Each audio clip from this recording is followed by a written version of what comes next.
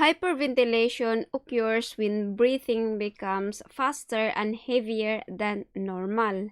And normally, we inhale oxygen and exhale carbon dioxide. But overload of carbon dioxide level in the blood causes hyperventilation. Causes and symptoms of hyperventilations are stress from work or other lifestyle, palpitation, weaknesses, dizziness, confusion, and also anxiety that can lead to panic attack are the causes and symptoms of hyperventilation. Also, septic shock and chest pain, and also fainting. Some other diseases like asthma and also blood clots that develop into deep vein thrombosis, and these thrombosis travel to the lungs and other parts of the body, then it can cause breathing problems. Another diseases that can cause hyperventilation is COPD, or chronic obstructive pulmonary disease. Even heart diseases, stroke, pneumonia, kidney, and liver disease also cause hyperventilation. There are many ways to assist hyperventilation or respiratory problems, and the treatment for this depends on what causing the problem. There are some home care or self-care you can do. It is important that whoever with a person that have breathing difficulties should be calm and be confident. Don't be panic. Be calm instead, because when you are stressed and get panic, then it affects the person that have breathing problems. So please try to be calm and then speak to this person, and then take your time to listen and find out how this person feelings. And also, by talking and helping them to calm down can reduce their respiratory rate or can reduce their breathing problems. Another assessment we can do is loosen tight clothings.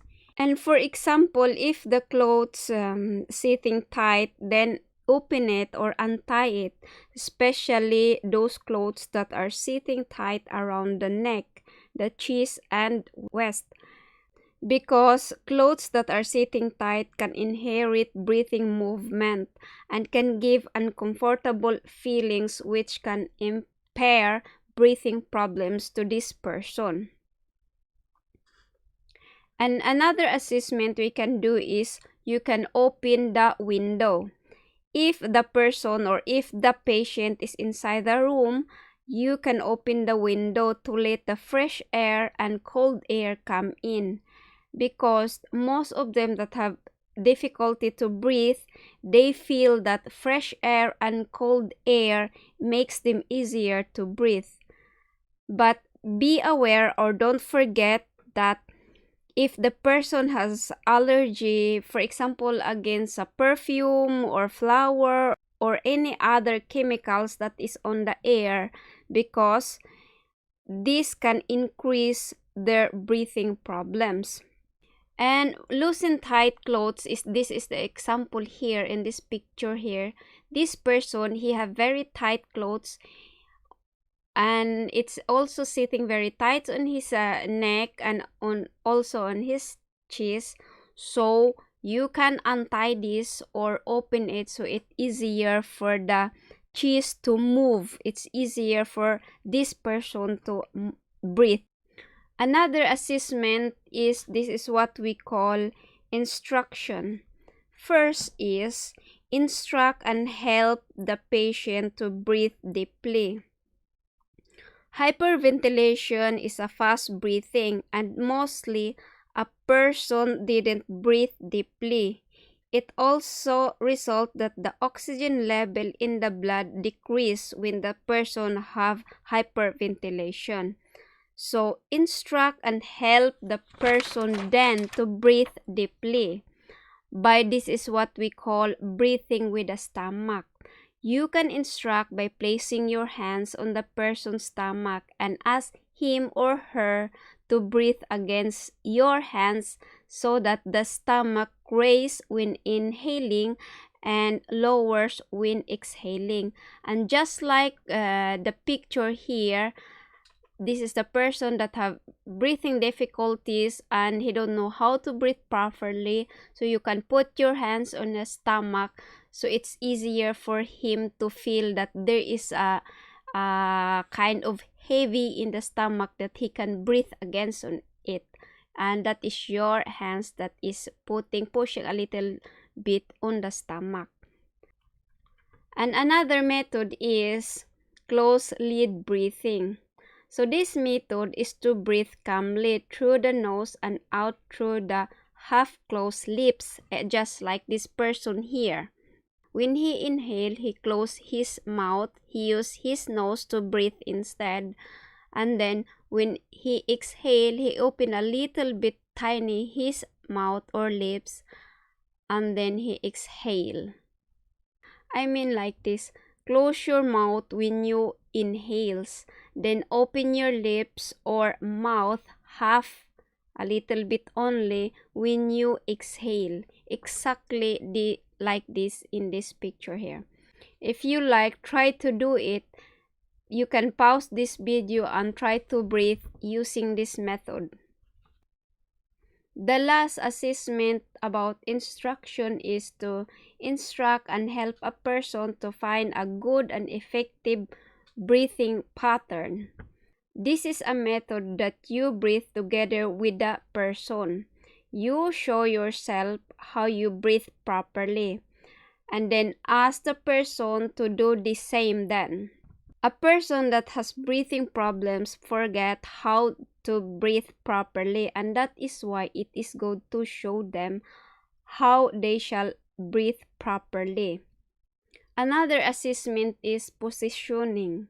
There are 3 kinds or many different kinds of position you can do to help the patient or the person that have breathing problems. But in this video, I will only show 3 methods about positioning. The first is laying rest position. This is a laying rest position. A person shall lay on his or her side like this position, and then the stomach and the chest is relaxing on the bed. Then you can pull up the upper leg for a stable position, and then you can use the pillow to support the body. It should be as comfortable as possible. Just exactly here in this picture, and this person is laying on the bed, and then the legs is sitting like this, and then there's a pillow to support, so it shall be comfortable for the patient. And the next is sitting position on the bed. If the bed is adjustable, then you can fold up the head side of the bed so that the person can sit in this position, or else you can also use the pillow to support so that the person can sit comfortable on the bed, just like here. You can always use a pillows to support for comfort. And the last is sitting position on the chair or the edge of the bed. Exactly like this here, sitting on the edge of the bed, and then this one is sitting on the chair. The feet should be on the floor and not hanging. It shall be on the floor. And then this person can sit and relax by laying the arms on the table. Exactly like this, the arms is on the table, and then if needed you can also use the pillow. Pillow is always good to use to support, so it shall be comfortable as possible for the patient. Look at this picture here, there is a pillow to support their position. And there's also many different assessment or a therapy to help the person with breathing problems, and one of these are inhalations therapy. And there's also many different kinds of inhalation. And inhalation with powder inhaler, this is the example, this blue and the red one. This is the inhalation with a powder inhaler. And then we also have inhalation with a spray inhaler. This is this one, the example for this. For the spray, this one. There is many different kind of spray inhaler, but this one is the example here, this picture. And also there is many different kinds of nebulizer, and this one is an example of nebulizer. And other therapy is positive expiratory pressure, or we call it PEP or PEEP. There is two kind of, or many different kind of PEEP therapy, but in this video, so I only show two kinds. So this one is the PEEP set and the other one is the bottle. This is the PEEP set therapy and this one is a PEEP bottle therapy. To use this PEEP therapy, you need to have help from physiotherapy. Physiotherapy can provide this kind of instrument or device, and they also can give you an instruction how to use it. These two methods here is to help to improve breathing, and aside from that, it also helps to make it easier for the sputum to move up from the airway. And that's, for example, let's say that you have coughing problems, and if you use this therapy, the PEEP set or the PEEP bottle, it's easier for the sputum when you cough to cough it out. And the last is continuous positive airway pressure therapy or CPAP. A CPAP machine used a hose connected to a mask or a nose piece to deliver a constant and steady pressure to help you breathe while you are sleeping.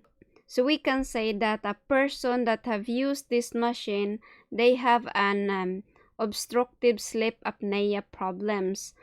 And most of the time they use it on the night time, and also sometimes they also use it on the daytime when they are sleeping. I hope guys you learned something in this video, and I hope you understand what I am talking about, and please subscribe for more videos.